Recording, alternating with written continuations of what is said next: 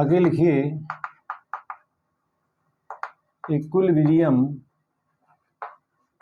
Constant from Nernst equation. Nernst equation यहाँ पे हम लोग क्या कर रहे हैं, देखो नस्ट इक्वेशन तो हमें पहले से ही पता है, पहले ही पढ़ चुके हैं। अभी उसमें हम किसको कनेक्ट करने जा रहे हैं, इक्विलिब्रियम कांस्टेंट के सी को, यानी कि here we are going to see a relation between equilibrium constant and Nernst equation. ठीक है, तो देखो इसको समझने के लिए सबसे पहले मैं यहाँ बना रहा हूँ एक डेनियल सेल। ये वही डेनियल सेल है जो हम लोग पहले भी पढ़ चुके हैं। तो डेनियल सेल आपको मालूम है, Daniell cell is made of 2 electrode, एक जिंक इलेक्ट्रोड और दूसरा है कॉपर इलेक्ट्रोड। तो जिंक इलेक्ट्रोड हम कैसे बनाएंगे, सबसे पहले हम लेंगे एक जिंक का रॉड और उसको डिप करा देंगे जिंक के ही सॉल्ट सॉल्यूशन में, लाइक जिंक सल्फेट में हमने डिप करा दिया। अब जिंक सल्फेट में जिंक पे चार्ज क्या होगा, Zn+2, तो मैं यहाँ पे सिर्फ Zn+2 ही लिख दे रहा हूँ। ठीक है, तो जिंक का रॉड जिंक सल्फेट में आपने डिप करा दिया, जिंक के सॉल्ट में डिप करा दिया।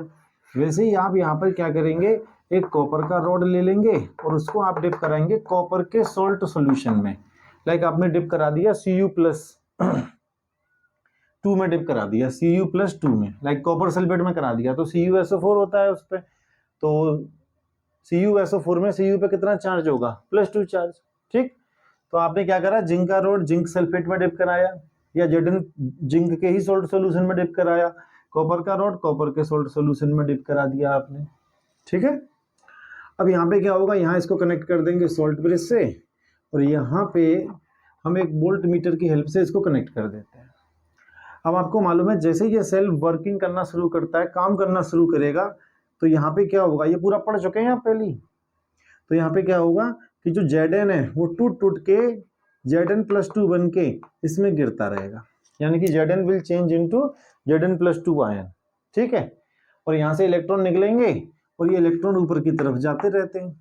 तो यहाँ पे क्या होता है, दिस इज जिंक इलेक्ट्रोड और इस जिंक इलेक्ट्रोड पे क्या देखने को मिलता है हमको, ऑक्सीडेशन, और इसीलिए इसको हम क्या कहते हैं, एनोड। ये पूरा सब पढ़ चुके हैं, बस एक बार बता दे रहा हूँ दोबारा से। अब एनोड पे क्या हो रहा है, Zn is changing into Zn+2 losing 2 electron. जब ये इलेक्ट्रॉन इधर जाएंगे तो ये रॉड कैसी हो जाएगी, नेगेटिवली चार्ज, क्योंकि ऊपर से क्या आ रहे हैं, इलेक्ट्रॉन्स। जब ये रॉड नेगेटिवली चार्ज हो जाएगी तो यहाँ जो Cu+2 पड़े हुए हैं वो जाएंगे इधर और Cu+2 यहाँ इलेक्ट्रॉन एक्सेप्ट करके किस में चेंज हो जाएगा, Cu में। तो यहाँ पे क्या हो रहा है, रिडक्शन। तो जहाँ रिडक्शन होता है उसे हम क्या कहते हैं, कैथोड। This is cathode. तो जो हमारा कॉपर इलेक्ट्रोड है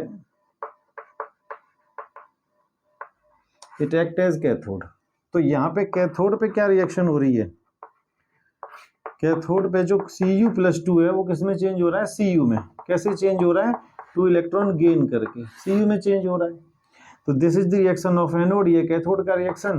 दोनों को आप ऐड करेंगे तो फाइनल रिएक्शन क्या बनेगी, Zn + Cu+2 और ये बन जाएगा Zn+2 + Cu। यहाँ पे आपको मालूम है ये एक्वस है, ये भी एक्वस है, ये सॉलिड है, ये सॉलिड है। अब क्या होगा, जैसे जैसे सेल काम करना शुरू करेगा, जैसे जैसे सेल काम करता जाएगा वैसे वैसे Zn+2 में चेंज होता रहेगा, इलेक्ट्रॉन फ्लो होते रहेंगे इधर से उधर और यहाँ कोई ना कोई रीडिंग शो होती रहेगी, कोई ना कोई रीडिंग यहाँ पे शो होती रहेगी। फिर यहाँ पे इलेक्ट्रॉन आते रहेंगे, रॉड नेगेटिवली चार्ज हो जाएगी जिससे ये Cu+2 अट्रैक्ट होकर Cu में चेंज हो जाएगा। ठीक, तो ये सिस्टम पूरा चलता रहेगा। तो पॉइंट ये है कि जैसे जब सेल काम करेगा तो Zn+2 का कॉन्सेंट्रेशन कंटिन्यूसली बढ़ता रहेगा, Cu+2 का कॉन्सेंट्रेशन कंटिन्यूसली कम होता रहेगा। यहाँ पे है ना, Zn+2 का कॉन्सेंट्रेशन क्या होगा, जैसे जैसे सेल आगे बढ़ेगा, मतलब रिएक्शन आगे बढ़ेगी, सेल काम करेगा, तो Zn+2 का जो कॉन्सेंट्रेशन है ये कॉन्सेंट्रेशन बढ़ता रहेगा, ये कॉन्सेंट्रेशन घटता रहेगा। लेकिन एक ऐसा टाइम आएगा जब ये पूरा का पूरा रॉड खत्म हो जाएगा, सारा का सारा रॉड Zn+2 में डिकम्पोज हो जाएगा। उसके बाद क्या होगा, जब ये पूरा रॉड ही खत्म हो गया तो Zn का Zn+2 में चेंज होना बंद हो जाएगा, Zn+2 की कॉन्सेंट्रेशन बढ़ना यहाँ बंद हो जाएगी और जब इलेक्ट्रॉन यहाँ चाह रहे हैं वो इलेक्ट्रॉन भी जाना बंद हो जाएंगे। जब इलेक्ट्रॉन जाना बंद हो जाएंगे तो यहाँ से Cu+2 यहाँ Cu में चेंज होना बंद हो जाएगा। तो मैं कहना ये चाह रहा हूँ, देखो मैं लिख देता हूँ इसको, मैं यहाँ पे लिखता हूँ कि एज द टाइम पासेज जैसे जैसे समय गुजरेगा क्या होगा, कॉन्सेंट्रेशन ऑफ Zn+2 इंक्रीजेस, ठीक है, वाइल कॉन्सेंट्रेशन ऑफ Cu+2 क्या होगी, डिक्रीजेस, है ना, concentration of Cu+2 decreases and at the same time यहाँ बोल्ट मीटर में कोई ना कोई रीडिंग आती रहेगी, है ना, voltmeter shows some reading,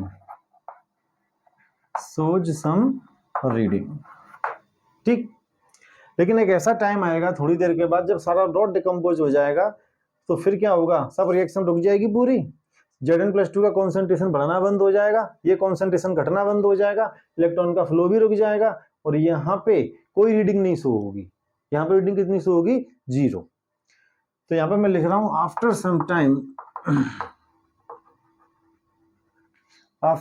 time क्या होगा, इसका कॉन्सेंट्रेशन बढ़ना बंद, इसका घटना बंद, तो हम बोलेंगे रिएक्शन में क्या आ चुका है, इक्विलिब्रियम।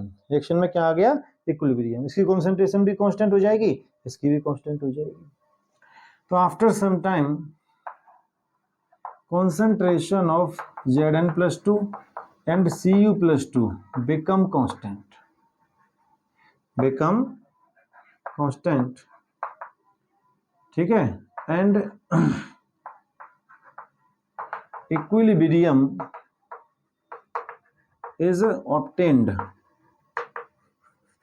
in reaction। और वोल्टमीटर में रीडिंग क्या आएगी फिर उस समय, 0, ठीक है। At the same time voltmeter shows reading of 0.00 volt. अब आप इसको ऐसे सोचो कि ये रिएक्शन सॉरी रुक चुकी है, Zn+2 का बढ़ना बंद हो गया, इसका घटना बंद हो गया, इलेक्ट्रॉन का फ्लो बंद हो गया, यहाँ रीडिंग 0 आ गई और हमने मान लिया कि रिएक्शन में क्या आ गया है, इक्विलिब्रियम, क्योंकि दोनों की कॉन्सेंट्रेशन कैसी हो चुकी है, कांस्टेंट, ठीक। और जब रिएक्शन कांस्टेंट हो जाती है रिएक्टेंट और प्रोडक्ट की तो इक्विलिब्रियम आ जाता है। अब जब इक्विलिब्रियम आ चुका है उस केस में जो नेक्स्ट इक्वेशन है उसको हम कैसे लिखेंगे, तो वो मैं यहाँ पे लिख रहा हूं, इन दिस सिचुएशन, है ना, जब यहाँ पे रीडिंग कितनी आ रही है, 0, तब की बात हो रही है। In this situation, next equation can be written as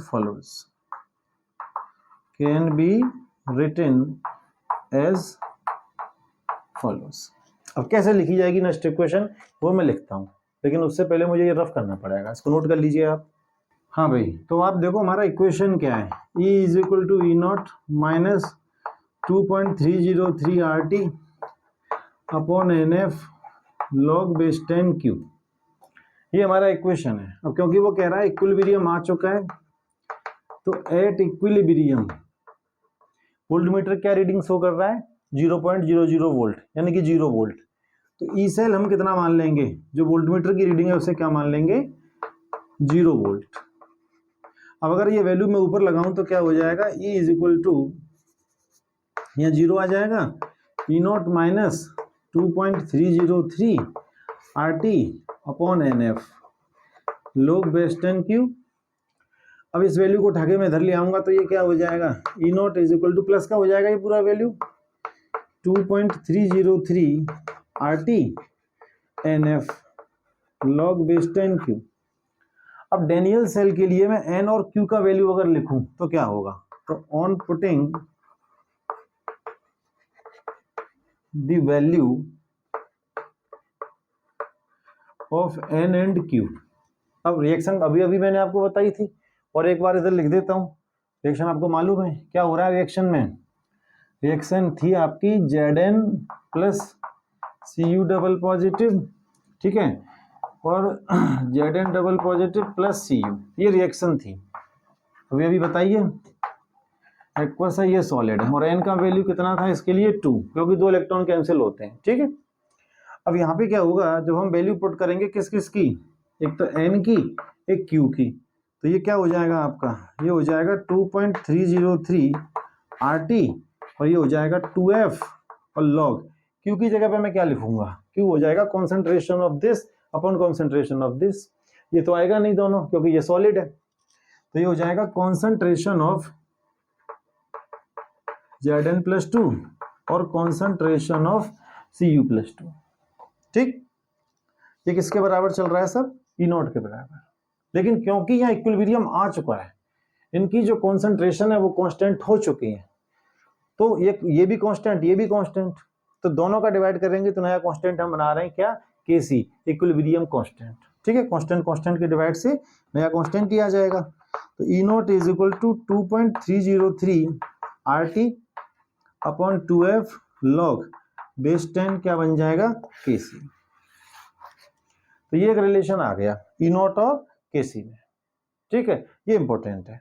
अच्छा एक बात बताओ, अगर हमारा टेम्परेचर कितना हो 25 degree Celsius, at 25 degree Celsius, अगर टेम्परेचर 25 डिग्री सेल्सियस मतलब 298 केल्विन हो यहाँ पे, और मैं R का वैल्यू लगा दूं और F का वैल्यू भी लगा दूं, तो फिर मैं इसको क्या लिख सकता हूँ, आपको मालूम है ये कर चुके हैं पहले एक बार, ये हो जाएगा E0 इज इक्वल टू, यहाँ पूरा क्या हो जाएगा सॉल्व करके 0.0591 और F का, R का, T का सबका वैल्यू लग गया, नीचे N की जगह पे क्या आ जाएगा 2 और ये हो जाएगा base 10 Kc। This formula is very useful for solving the numericals. ठीक है, तो जब हमें Kc पता हो, E0 पता करना हो, या E0 पता हो Kc पता करना हो, तब ये फॉर्मूले काम करेंगे। बट ये जो फॉर्मूले हैं ये दोनों काम करेंगे सिर्फ डेनियल सेल के केस में, क्योंकि हमने यहाँ पे N का वैल्यू क्या लगा रखा है 2, जो कि डेनियल सेल से लिया है फिलहाल तो हमने। तो अब अगर कोई दूसरा सेल आ जाता है तो फिर आपको वैल्यू ऑफ N चेंज करना पड़ जाएगा। तो मैं अभी ये दो फॉर्मूले तो सही हैं, E0 और Kc का रिलेशन तो है, लेकिन अगर कोई और कोई सेल आ जाए डेनियल सेल के अलावा, तब आप क्या करेंगे। तो मैं यहाँ लिख रहा हूं इन जनरल, अगर कोई सेल आपके क्वेश्चन में आ जाए पेपर में तो आप क्या करेंगे, तो 2 की जगह पे आप क्या लगा देंगे, सीधा N। ठीक है, क्योंकि ये 2 कहां से लिया है हमने, डेनियल सेल से। अब हो सकता है किसी दूसरे सेल में N का वैल्यू कुछ और हो, यहाँ भी कुछ और हो सकता है, तो इसकी जगह पे आप लिख देंगे E0 2.303 RT अपॉन NF लिखूंगा मैं अब इसको, तो 2.303 RT NF log base 10 Kc। एक तो ये हो गया, और एक E0 इज इक्वल टू, यहाँ पे भी मैं क्या लगा दूंगा N। ठीक है, तो जो भी सेल हो उसमें जो भी N की वैल्यू हो वो आप 2 की जगह पे लगा देंगे। तो फिलहाल मैं यहाँ N लिख दे रहा हूँ, ये बन जाएगा 0.0591 upon N log base 10 Kc। ठीक है भाई, सो दिस टू फॉर्मूले आर वेरी इंपॉर्टेंट, ये आपको रट कर रखने हैं। ठीक है, तो जब भी अब आगे हम न्यूमेरिकल करने वाले हैं जिनमें क्या करेगा, E0 सेल आपसे पूछेगा और Kc दे देगा, या Kc देके कई बार E0 सेल भी पूछ लेता है। ठीक, तो इस तरह के न्यूमेरिकल एग्जाम में आते रहते हैं बोर्ड में। तो अब हम आगे करने वाले हैं क्वेश्चंस बेस्ड ऑन दीज फॉर्मूले, है ना। ठीक है, तो आगे बढ़ते हैं, चलिए। Calculate Kc for the following reaction. Reaction क्या है, Cu plus 2Ag positive arrow Cu plus 2Ag, this is solid, aqueous और ये सॉलिड। यहाँ पे E0 सेल का वैल्यू गिवन है और दिस इज 0.46। ठीक है, तो this is your question.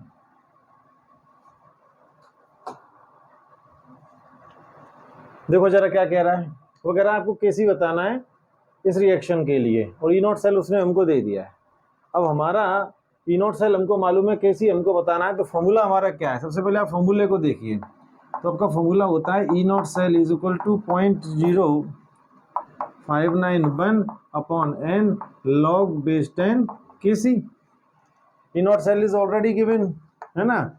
E0 cell तो आपको मालूम ही है 0.46। आपको क्या नहीं पता है, अगर आपको Kc बताना है तो आपको ये दोनों पता होने चाहिए। ये क्वेश्चन में गिवन है n नहीं पता, तो n हम पता करेंगे। Cu से क्या बन रहा है, Cu+2 ऑक्सीडेशन हो रहा है, तो ये कहाँ हो रहा होगा, एनोड पे।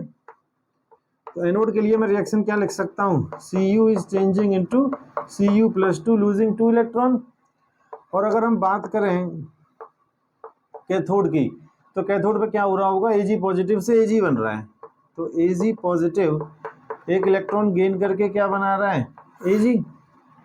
दोनों इलेक्ट्रॉन को कैंसिल करने के लिए हमें इलेक्ट्रॉन्स को इक्वल करना पड़ेगा। यहाँ भी इलेक्ट्रॉन 2 हो गए आप मल्टीप्लाई करके, यहाँ भी हो गए, 2 से 2 कैंसिल, तो दोनों को आप जोड़ोगे तो क्या हो जाएगा, Cu+2Ag पॉजिटिव एरो Cu+2+2Ag।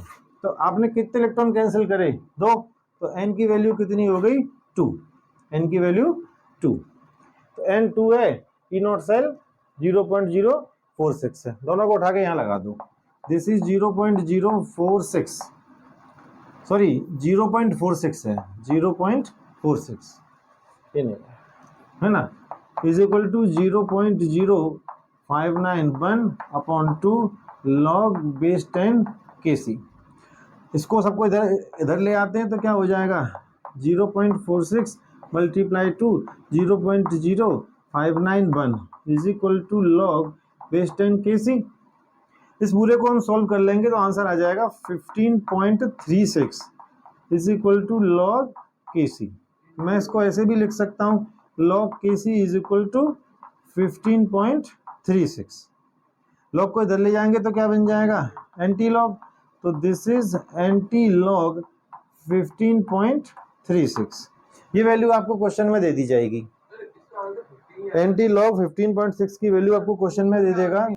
एक गलती कर दी मैंने, 15.6 आएगा इसका, 15.6, ठीक है। अब इसको आप, ये वैल्यू आपको क्वेश्चन में दे देगा, तो एंटी लॉग 15.6 का वैल्यू होगा 3.92 10 to power 15, that is your answer. तो ये आ गया आपका Kc का वैल्यू। कोई दिक्कत, सिंपल सा क्वेश्चन है, नोट करिए। नेक्स्ट है relation between delta G and E naught cell, delta G and E naught cell है ना, ई सेल कर लो या फिर, अब देखो इधर आपको यहाँ सीधा फॉर्मूला याद करना है, delta G is equal to -NFE cell, ठीक। डेल्टा G क्या है, चेंज इन गिब्स एनर्जी या Gibbs energy, number of electron participating in reaction, Faraday constant, और दिस इज सेल पोटेंशियल। अगर आपका सेल पोटेंशियल स्टैंडर्ड हो, E नॉट सेल हो, तो फिर यहाँ पे भी आप क्या कर देंगे, डेल्टा G नॉट, ठीक है।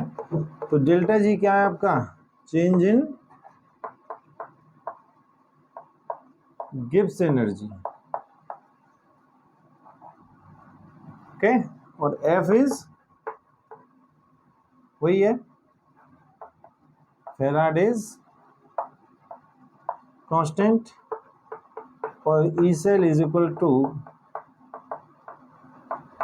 सेल पोटेंशियल, ठीक है। तो ये तीनों वैल्यू का यूज करके आप डेल्टा G आसानी से बता सकते हैं। ये फॉर्मूले भी सब इक्विलिब्रियम वगैरह से ही आए हैं, लेकिन यहाँ पे आपको सीधा ही लर्न करना है। नोट करो यहाँ तक, फिर आगे न्यूमेरिकल करते हैं। लिखिए, the E naught of a Daniell cell, वही रख दो, is 1.1 volt, 1.1 volt. Calculate standard Gibbs energy for the reaction, ठीक। रिएक्शन गिवन है, क्या रिएक्शन है, Zn plus Cu double positive Cu plus Zn double positive, that is your question.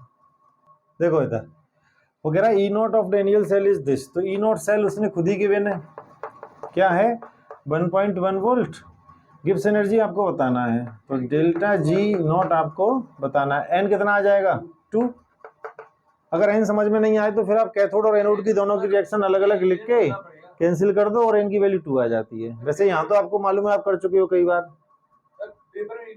हाँ करना पड़ेगा आपको, ठीक है। पहले एनोड की रिएक्शन लिख दो, कैथोड की लिख दो, दोनों को जोड़ दो, जितने इलेक्ट्रॉन कट गए वो एन की वैल्यू हो गई।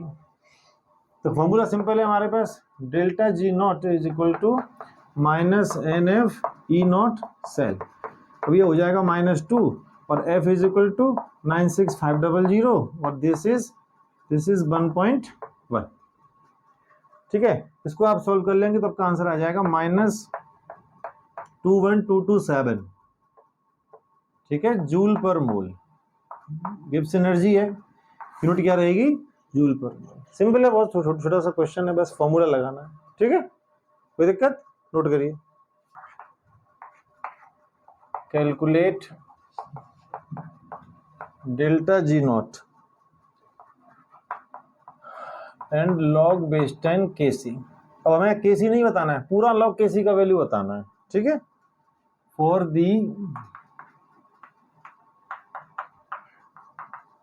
Following reaction at 298 kelvin. 298 kelvin reaction क्या है, 2Cr plus 3Fe plus 2Cr plus 3 plus 3Fe। This is your reaction. अच्छा, एक चीज गिवन है इधर, given E naught cell is equal to 0.30 volt, that is given. ठीक है, सबसे पहले क्या कह रहा है हमसे, डेल्टा जी नॉट। तो देखो डेल्टा जी नॉट का फॉर्मूला आपको मालूम है, delta G naught is equal to minus N F E naught cell. ठीक है, अब यहाँ पे आपको एफ मालूम है 96500, ई नॉट सेल भी गिवन है क्वेश्चन में 0.30, एन नहीं पता है तो एन आप पता कर लो। सी आर से क्या बन रहा है, Cr प्लस 3, तो एनोड पे क्या रिएक्शन हो रही है, Cr is changing into Cr plus 3, losing 3 electron.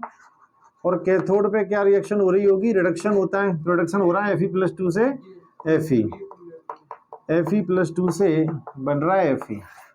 अच्छा, Fe+2 से जब Fe बनेगा, मैं इसको +2 इलेक्ट्रॉन तभी तो बनेगा। अब यहाँ पे आपको इलेक्ट्रॉन्स इक्वल करने हैं, तो यहाँ पे मल्टीप्लाई कर देंगे 3 से और यहाँ कर देंगे 2 से, 6 से 6 इलेक्ट्रॉन कैंसिल हो गए। अब आप चाहो तो ऐड कर दो, रिएक्शन क्या बनेगी, 2Cr 3Fe plus 2 arrow 2Cr plus 3 plus 3Fe। तो n के वैल्यू कितनी हो गई, 6। लगा दीजिए इधर, तो delta G naught is equal to -6 96500 और ई नॉट सेल आपका क्वेश्चन में गिवन है 0.30। इसको आप सोल्व कर लेना। ठीक है, तो इसका जो आंसर आ रहा है 173700, 173700 जूल पर मोल। लेकिन इसे आप चाहो तो किलो जूल में चेंज कर सकते हैं, तो 123 है ना, 173.700 किलो जूल पर। कोई दिक्कत, क्यों भाई। अब एक और चीज पूछ रहा है, तो डेल्टा जी नॉट पूछ रहा था, एक कह रहा है log 10 केसी। तो ये पहला पार्ट हो गया। सेकंड पार्ट के लिए हमारे पास केसी का फॉर्मूला लगा लो, E naught cell is equal to क्या है, -0.0591 n log बेस 10 केसी। कोई दिक्कत है इसमें, क्यों भाई। हाँ, माइनस नहीं आएगा, सॉरी। तो ये क्या हो जाएगा, अब देखो ई नॉट सेल आपको पता है कितना है, 0.30 और 0.0591 ये 6 log बेस 10 केसी। सॉल्व हो जाएगा। इसमें क्या है, 0.30 मल्टीप्लाई 6 और ये आ जाएगा नीचे 0.0591 is equal to log base 10 K C. log K C के पूरे की वैल्यू पूछ रहा है, तो log की वैल्यू की जरूरत ही नहीं है, नहीं समझ रहे, log केसी पूरा पूछ रहा है। तो इसको आप सॉल्व करोगे तो 3.162 आ जाएगा is equal to log base 10 K C. ये आपका आंसर आ गया। ठीक है, करिए नोट।